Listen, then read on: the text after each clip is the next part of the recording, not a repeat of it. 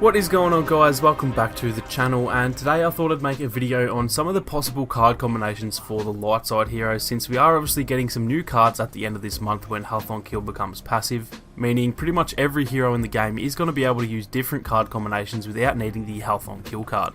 I haven't covered the cards in the video yet, but as we go through each character I will touch on their new card as well as the cards that I think I'll end up running after the update. Now these are all just my own personal choices, so these are by no means the only cards to choose. It all comes down to playstyle and skill level and a bunch of different factors like that, but I thought I'd just make these videos in advance of the update so that at least there is a starting place for any of you who are a little bit unsure. The other thing to remember is that we haven't got our hands on the cards yet, and so this entire video is more of a guessing game than anything. I'm confident that I will use these cards that I'm going to mention, but without actually testing the combinations for myself, there's no way that I can actually tell if these will or won't work, so just make sure to keep that in mind. Again, these are only the light side characters in this video, as it would have been far too long to do all 20 characters, so exactly a week after this video I will upload a villain star card video as well. There are upwards of 40 cards that I'm going to go through in this video, so I will try and get through them all as quick as possible. If you want some more detailed breakdowns of each card, then I have covered most of them in detail in my hero guides, but for the sake of saving some time I will just get through them as fast as possible for today.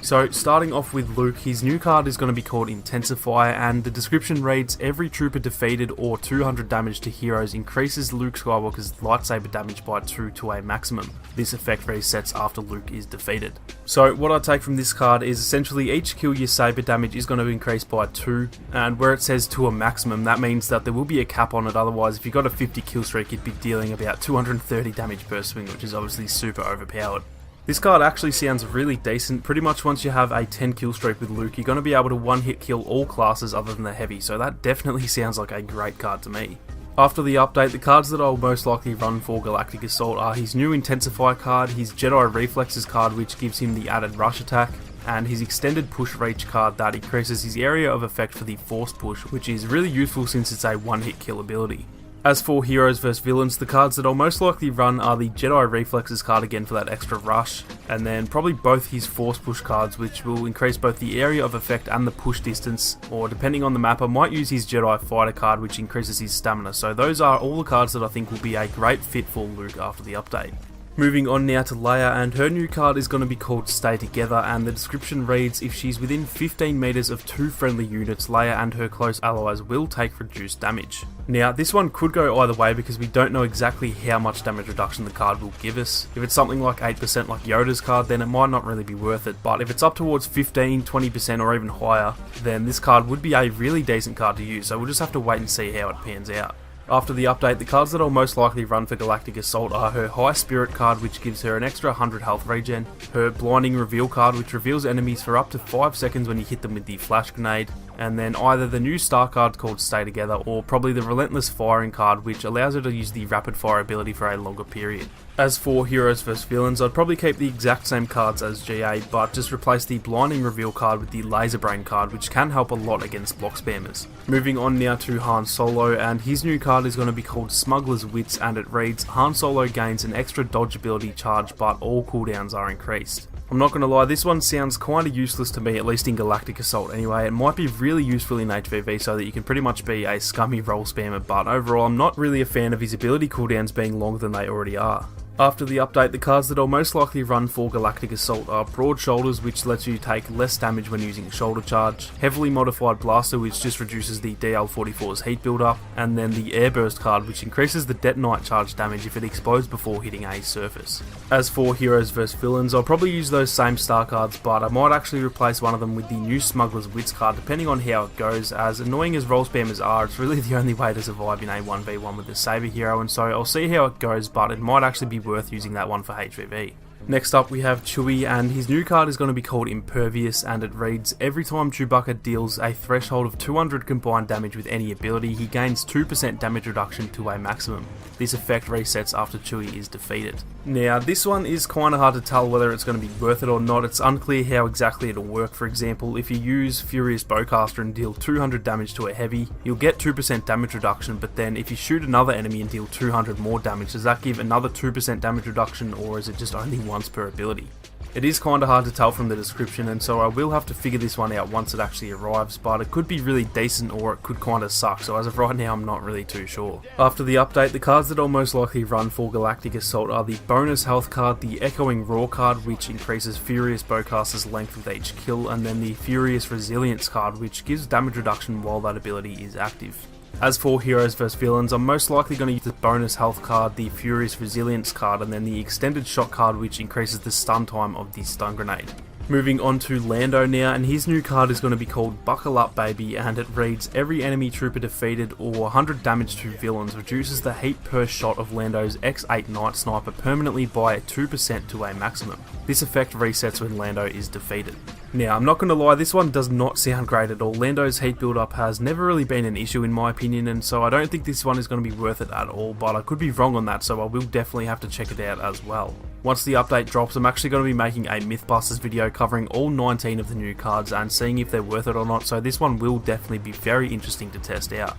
After the update, the cards that I'll most likely run for Galactic Assault are the Hot and Cold card, which gives Lando 150 extra health, which is a must-have card for Lando, and then I'll most likely pair both of his Sharpshot cards together to make that ability even more deadly. The first one is Maximised Efficiency, which makes it so that if you hit 3 or more targets with Sharpshot, it drastically reduces its cooldown time for the next use, and then the Wide-Eyed card, which makes it so that you can actually lock onto enemies at a longer range, and these two combined are a match made in heaven. As for heroes vs villains, I'll most likely use Hot and Cold again, as well as the Wide-Eyed card to increase that Sharpshot range, and then the Quick Shock Star card, which increases the duration of his stun by about 30%. Next up we have Rey, and her new card is going to be called Balance, and it reads, Rey gains an extra dodge ability but her stamina drains faster. Now this one could be amazing or it could absolutely suck, it all depends on how much it affects the stamina drain, and so again I'm going to have to test this one out, but I'm probably leaning more towards not using it.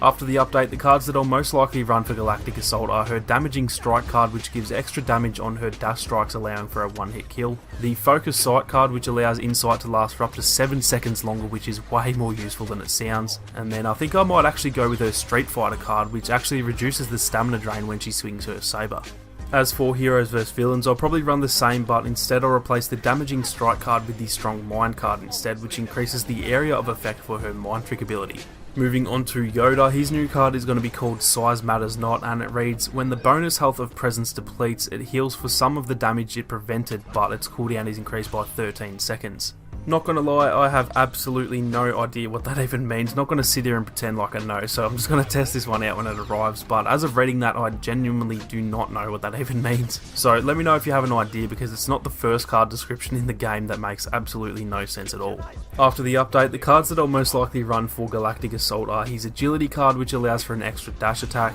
and then I think I'll actually stock up on his Presence ability and equip 2 cards for that, one being the Enduring Presence card, which increases its active time, and then the other being Fuel the Force, which gives him another 60 HP when you activate it, boosting him all the way up to a whopping 960 HP. As for heroes vs villains, I'll probably run the same cards, except I'll replace the Enduring Presence card with his Opposing the Darkness card instead, as this one gives an extra 12 damage per saber attack on an enemy villain, which is obviously perfect for heroes vs villains. Moving on to Finn, and his new card is going to be called In Charge, and it reads, during Undercover Team, Finn will grant a damage reduction of 2% for each trooper defeated, or 100 damage to villains to a maximum to all friendlies affected. This bonus stays for the next use of the ability, but resets when Finn is defeated. Now, that one is an absolute mouthful, and honestly, it doesn't even sound very good to me anyway, so I doubt I'll end up using this one, although, like I said, I'll definitely be testing all of these anyway, and seeing exactly whether they are in fact worth it or not. After the update, the cards that I'll most likely run for Galactic Assault are all 3 of his Deadeye cards, which are Stay Calm, which extends the duration for every kill with it, the Raise to Do One Thing card, which gives it a larger lock-on radius,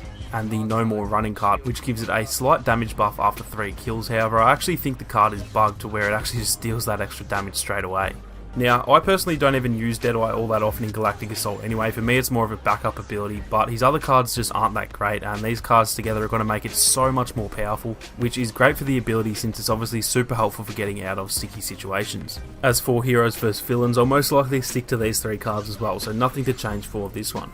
Moving on to Obi-Wan, and his new card is going to be called Safeguard, and it reads, after blocking 10 blaster shots, 2 abilities or lightsaber attacks with his block, Obi-Wan gains a permanent reduction of 2% to all his stamina costs to a maximum. This effect resets when Obi-Wan is defeated. Now this one does actually sound really useful, but it all comes down to what the maximum reduction is, because he actually already has a card that reduces his stamina by 40%, so it essentially needs to be higher than 40% or else it really won't be worth using unless you do want to just stack those both together. After the update, the cards that I'll most likely run for Galactic Assault are his Jedi Resilience card that gives him extra health regen, the Forward card that allows for a one-hit kill with his Defensive Rush ability, and then the Perfect Defense card, which is the one that I just mentioned about reducing the stamina drain by 40%. As for heroes vs villains, I'll most likely keep the same build but replace the Forward card with the new card, which means his stamina is going to be absolutely mental when you stack it with the other stamina card, or if it isn't worth it then I'll use the Think It Over card, which increases the duration of his mind trick.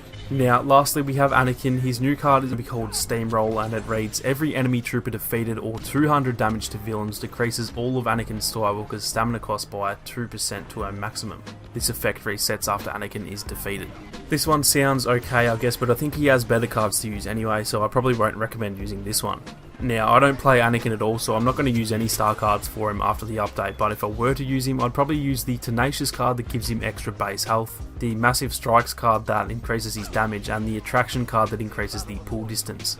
As for heroes vs villains, I'd probably recommend these same cards again. Like I said, I haven't played Anakin since about March, so these might not be the best card choices, but I'm sure any big brain Anakin mains out there can figure out some good star card combos anyway. So that is it for all of the light side heroes and their new cards and combinations, guys. Like I said, as of right now, it is just kind of a guessing game because we just don't know how good or bad these cards are going to be just yet. But I'm fairly certain that most of the cards I mentioned will most likely be my main choices nonetheless. If this video did help you guys out, then make sure to smash that like button to help support the channel, and like I said, exactly a week from now there will be a villains version of this video as well, so keep your eyes peeled for that one. Also, like I mentioned, the day that the update drops, which is the 28th of August, I am going to be putting out a Mythbusters video straight away, pretty much just showing every single card in action, showing what exactly they do and whether or not they're worth it, so keep your eyes peeled for that one because I'm sure some of you guys are just as confused or interested as I am about these new star cards. If you are new to the channel, then feel free to subscribe and turn on your notifications so you don't miss out on any more Battlefront 2 videos or live streams.